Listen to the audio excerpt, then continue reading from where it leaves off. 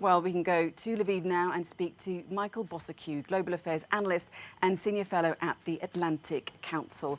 Michael, thanks for joining us on the programme tonight. So we know that Russia, of course, has been targeting power supply stations in Lviv. What are the conditions like in the city right now? Good to be with you. Well, I think a lot of Ukrainian cities, including Lviv, have this amazing ability to bounce back very quickly. And that's what happened here. I would say within hours, things were pretty much restored to normal. They have an amazing talent to repair damaged infrastructure, especially the railways. And the workers went right away on the water supply, things like that. Having said that, it does raise a lot of anxieties here. Not only is this a gateway for those weapons that you mentioned, but it's also a humanitarian hub, and diplomats are slowly starting to return here as well as Kiev. So this obviously does raise the anxiety significantly. Well, let's talk about what you just spoke about there. So Lviv, of course, has been this hub, this safe haven for those especially displaced by this war. Yes. But as it's increasingly being targeted by Russia, are security levels being upped then?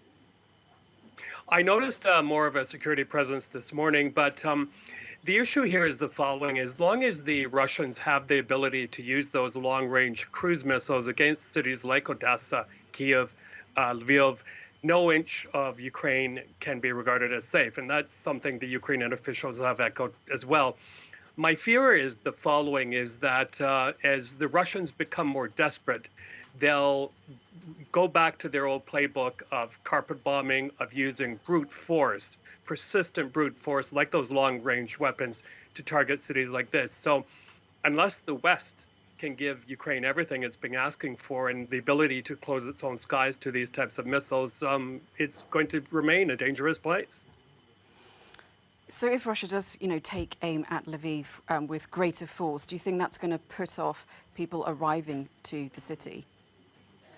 Absolutely. It isn't only the threat of more strikes, but it's also really rising inflation that's gone through the roof here for things like housing and food. So what you're finding are a lot of IDPs going to other cities. And, the other area the West can help in this regard is to assist NGOs that are converting schools and dormitories and that sort of thing into temporary housing, because the idea here is to move them away from targeted areas into safe areas where they can, live more or less normally until they're safe to go back to where they came from, their home cities.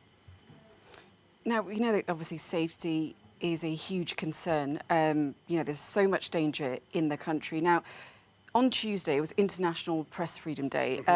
In the last week, we've seen 19 journalists killed in Ukraine since the beginning of this war. So it must be very dangerous to cover this war right now.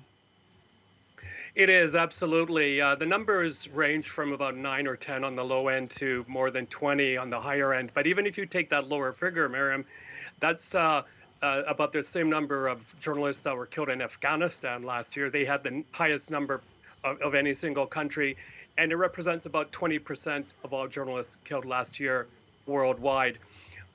Going to the front line is obviously very dangerous. The Russians seem to make it a practice to target journalists. So some foreign correspondents I've talked to actually question whether it's even a good idea to identify themselves on their vests with press or on their vehicles. Let's not forget, targeting civilians as well as journalists is a war crime, and the Russians need to be held accountable for this, but a lot more concerned than there used to be about their safety. Indeed. Well, Michael Bossaque, we're going to have to leave it there, but thank you for updating us on the latest picture on the ground from Lviv. Thank you so much.